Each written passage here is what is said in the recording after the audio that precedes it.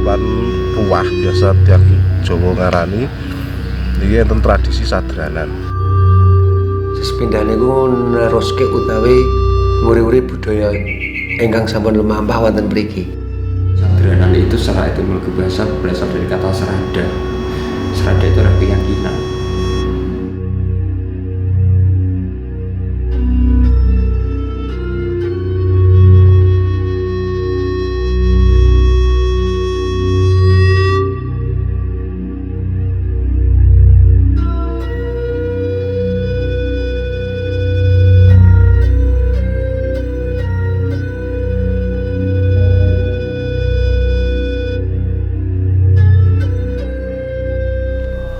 Kalau di sini itu kalau pertama itu membersihkan di lingkup makam dulu, di sekitar makam-makam itu, dan makamnya itu dibersihkan. Sesudah dibersihkan itu nanti baru dilakukan acara, kalau orang Jawa namanya kondangan, tapi kalau bahasa Jawanya itu sodakoh. Teman, ada bantu lu. Nama apa tau? Namanya apa? Tradisi sadranan ini kan sebenarnya namung nalureke dari turun-temurun kepercayaan adat. Di hari bersih-bersih makam nanti dilanjut dengan acara biasa nyebut tenongan. Tenongan itu kan setiap warga membawa makanan yang di wadah tertentu dengan bentuk bulat itu dibawa, dijadikan satu, mereka berdoa bersama, makan bareng untuk apa ya, selain mendoakan para pendahulu orang tua yang sudah tiada, mereka berdoa bersama. Itu secara tradisi di Wonosegoro, dan itu sudah mungkin dari nenek moyang dulu sudah ada tradisi semacam itu. Yang menika saged sareng-sareng kempal manunggal wonten ing makam Dukuh Wonosegoro ingkang saperlu netepi sadranan.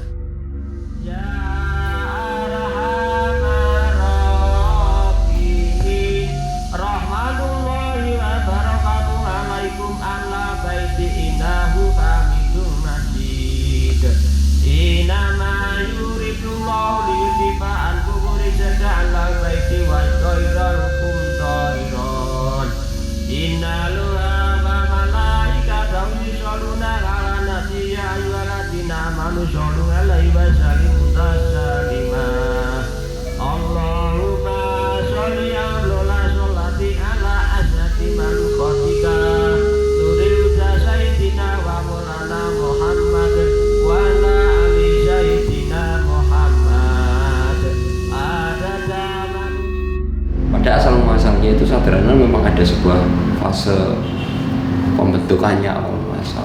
Kita ketahui bahwasanya menurut Agus Sunyarto bahwasanya masyarakat Jawa pada waktu memiliki sebuah keyakinan yang namanya kapitayan. Pada waktu itu memang sangat luar biasa bagaimana bisa menuntaskan rasa haus akan keduniawian. Nah dari situlah syarat sampai dengan bisa bertemu dengan yang disebut ketuhanan. Nah perjalanan waktu disitulah dirubah bahwasanya secara kulturnya itu meninggalkan kultur yang saat ini kita rasakan bersama, dengan dirubah tata cara adatnya itu dirubah menjadi makanan-makanan, sehingga menjadi sebuah kewajiban tersendiri tanpa harus diberitahukan. Makanan apa saja di situ ya, makanan kita temui saat ini menjadi nasi, menjadi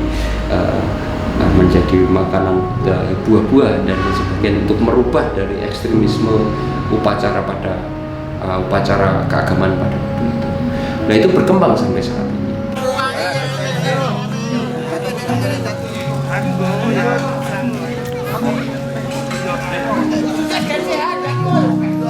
Ya kalau manfaatnya mengadakan sadranan itu bisa mengeratkan antara sanak saudara dan teman-teman yang baik dari yang jauh maupun dekat, itu bisa lebih erat karena kalau musim sadranan ini bisa bersilaturahmi ke masing-masing rumah dan tetangga sekampung misal di sini, begitu Mas.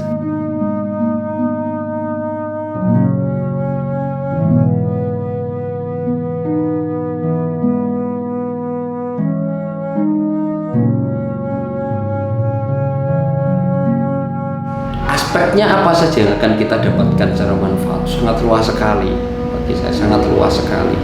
Luas sekali gimana? Saya mengatakan sangat luas, yaitu adanya sadranan itu secara pariwisata sangat luas, menjadi potensi wisata yang luar biasa sekali. Bagaimana itu menjadi panggilan tersendiri bagi anggota keluarga yang itu notabene banyak yang merantau dan sebagainya, menjadi sebuah alasan untuk pulang. Ini secara kebiasaan malah orang-orang di daerah Boyolali bagian selatan, yang apalagi di daerah pegunungan, itu menjadi sebuah magnet tersendiri gitu.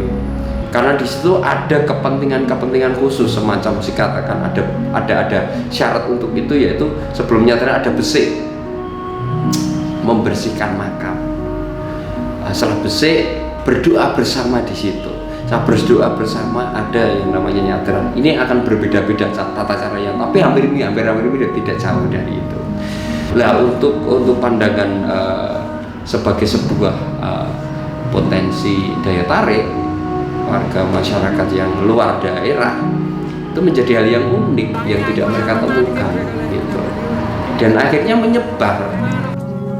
Dan nyadran ini menjadi peristiwa yang bukan hanya sekedar menziarahi tempat tertentu, anggaplah itu makam, tetapi dengan mendatanginya maka koneksi kita terhadap masa lalu kita itu terbangun. Di mana kita dilahirkan, oleh siapa kita dilahirkan, dan bagaimana kita ada di situ, semua terbangun lewat peristiwa nyadran ini.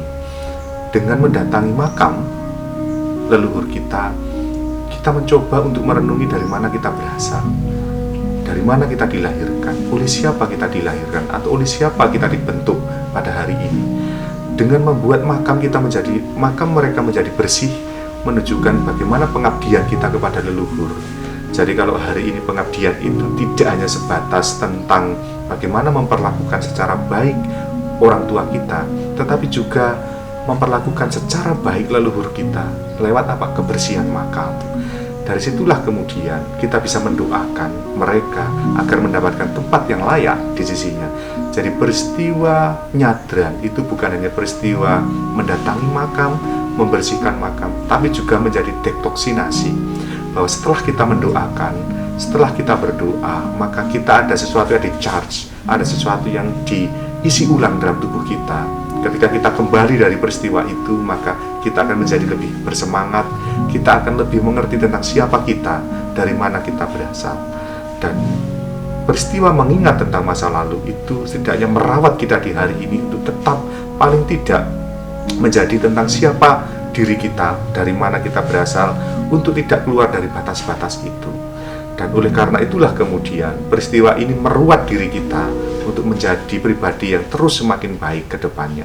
Jadi peristiwa nyadran itu bukan hanya sekedar peristiwa kultural dengan mendatangi makam atau tempat-tempat tertentu, tapi lebih kompleks dari itu. Tentang peristiwa mengingat, tentang peristiwa merawat, dan peristiwa meruat diri kita. Semua tergabung dalam apa yang disebut sebagai nyadran. Apa yang diajarkan di situ? Yang diajarkan adalah sodakoh sebenarnya. Kita bersodakoh bersama-sama, kita di situ kita tidak lepas dari sebuah, ketika kita bersedekah diajarkan bahwasanya manusia itu tidak bisa berdiri sendiri. Kita harus minimal di situ kita bisa merasakan makan bersama yang dengan tetangga yang biasanya dalam kehidupan sehari-hari itu ada sebuah gesekan dan sebagainya, itu bisa diselesaikan dalam kita ngobrol bareng, makan bareng dalam sebuah prosesi acara-acara yang disebutkan tadi, nyadran, kenduran, apa itu besik. Nah disitulah nilai-nilai gotong royong dimunculkan yang kita bisa dapatkan. Makanya sangat benar sekali. Ini tidak lepas dari hukum apapun, termasuk Pancasila juga mengajarkan itu. Itu bagian dari segmen-segmen, bagian-bagian dari kultur-kultur budaya Indonesia yang luar biasa.